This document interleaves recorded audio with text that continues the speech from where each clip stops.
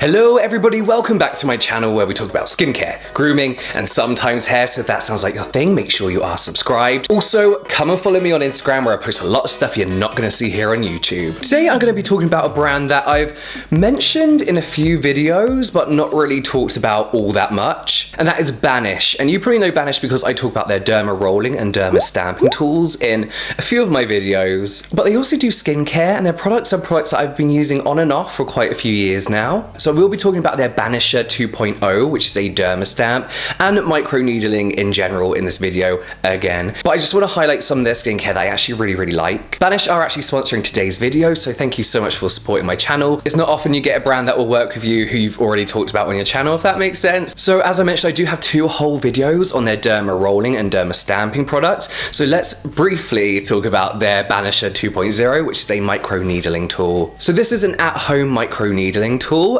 I kind of prefer the stamps to the derma rollers. I feel like they're a lot easier to use. I got a whole video about why I find this so effective for me and why I still do it to this day despite not actually having dark spots and all that kind of stuff, and a bit about the actual science behind it as well. But when it comes to using an at-home microneedling tool from any brand, anywhere you get it from, the preparation leading up to microneedling is so important and something that you really need to take time with. So please go and watch my video where I talk in depth about how to use the Banisher 2.0. So the Banisher tool and microneedling tools in general claim to help with everything from acne, dark spots left over from acne and spots in general, wrinkles, fine lines, damaged blood vessels, and the general all-over complexion of your skin, which is why I still use it to this day. I use it when I get the occasional dark spot, but I still use it because I feel like it gives my skin that extra kind of boost. I don't use it as much as I used to, but it's still something I like to have at hand. So what has microneedling actually been proven to do? Because it does sound like one of these kind of like fads that everyone's doing, because you see a lot of people on Instagram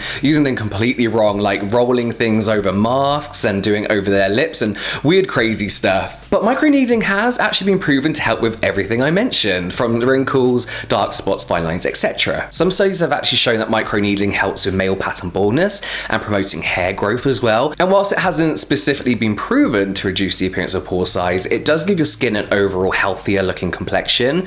So it is something that I tend to use in my more porous areas like my T-zone. And that's why I really like the Banisher, because it's got that kind of like roundness to it where you can get in the corners of your nose, on the redness of my cheeks, and kind of like up here as well. Whereas with derma rolling, it's a little bit difficult to get in those corners. And also the Banisher, you can concentrate on areas where you just have dark spots. So for example, I used it here. I think you can still kind of see the dark spot, and also on a spot on my forehead as well. And I use it about once a week for about a month, along with other things like niacinamide, AHAs, not all in one go, but in conjunction with over a period of time to help reduce the appearance of those dark spots. Now, it is something that takes time and patience, and like I say in every video I make about microneedling, it's a process. It's not instant gratification, but if you head to the Banish website, the before and afters are inspiring enough for you to just want to carry on in the journey of using a microneedling tool. But let's talk about skincare. Let's talk about the Banish oil. You all know how I really feel about vitamin C serums. Like, I really want to use them and I believe in their benefits, and I've seen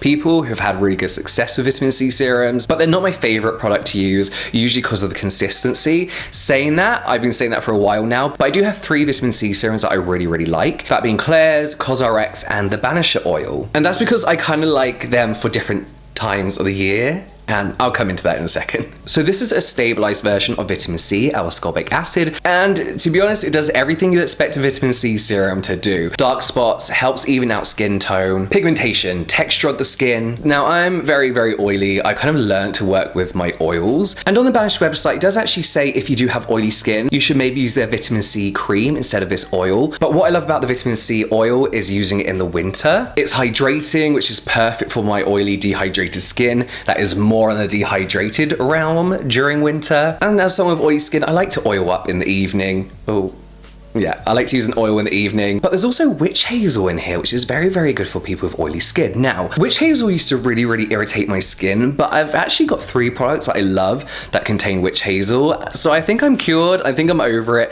It was 10 years ago, to be fair, that I had a reaction to it. But yeah, I really like it. You've also got grapeseed, which is a great anti-aging product, and from what I gather can help kind of normalize sebum production. It's just a nice evening oil, I find. And I'm not a huge oils fan. fan, but I really need something like this when my skin does get dehydrated in winter. I actually use this as a final step because it is an oil. I don't really use a moisturizer after, so I'll use this in my serum stage, then kind of stop. Let's talk about the pumpkin enzyme mask. Now, I mentioned this in a video ages ago, and I got a lot of DMs on Instagram, follow me on Instagram, asking about this pumpkin enzyme mask, because I think it's popped up on my channel a few times, and if you follow me on Instagram, you'll see that on my stories. I use it sometimes as well. But I have a real issue with the use of pumpkin in the cosmetics industry, not because it's bad, but because people only bring it out at Halloween, and it's a really good ingredient. They kind of use it as a novelty ingredient, but the pumpkin enzyme mask from Banish is available all year round. But this is basically an exfoliating wash-off mask. It contains glycolic acid, so really again helps with that surface of your skin, dark spots, outer appearance stuff. So pumpkin actually has some amazing benefits. It's not just a novelty ingredient, and it's the first ingredient on the list as well, which is important if you got your product named after a specific ingredient. It's rich in vitamins and antioxidants, again helping with fine lines and wrinkles, and potentially can help reverse the effects of sun damage as well, which none of us have because we all wear SPF daily, remember? As well as dark spots and skin texture, so it is a really good all-round ingredient that I want to see more of. This product does have a fair bit of natural fragrance in, but it should be alright seeing as it's a wash-off product. So the way to use this mask is as an exfoliator. So if you exfoliate 3 times a week, this would be one of the 3 products you use to exfoliate a week, not in addition to. You apply this for 10 minutes and then wash away. And finally, let's talk about the activated charcoal clay mask. I don't think I have to explain much about this product. It kind of says what it is, you know, in the name. But it's a very basic yet effective powder of ingredients that when mixed with water creates like a really nice deep cleansing, like oil control, pore minimizing mask. You know when you use a clay mask and your skin just kind of looks clean.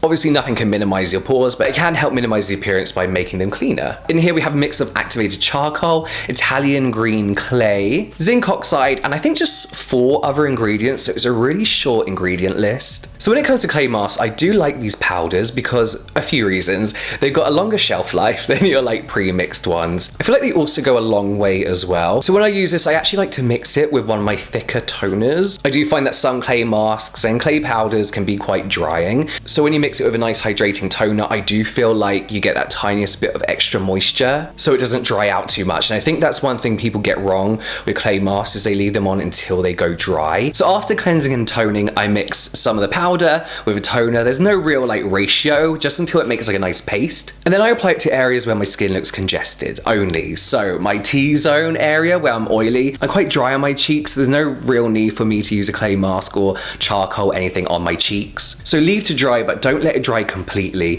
Just before you start getting that kind of like tickly tingling feeling from the feeling of the mask drying on your face, just rinse away very gently with warm water. Then follow up with the rest of your routine. So I follow up with a serum and a moisturizer. So I hope I've managed to introduce you to some new skincare. I feel like Banish are really known, of course, for their dermarolling and Banisher, and it's all I've talked about when it comes to their brand. So yeah, I feel like their skincare is a little overlooked. So I hope I've managed to introduce you to some new skincare, or maybe some products that you want to try for a long time. Let me know. Of course, all the product links will be in the description box down below. Let me know if you tried this brand before. If you haven't, give it a go. But that's it from me now, guys. I will see you next time.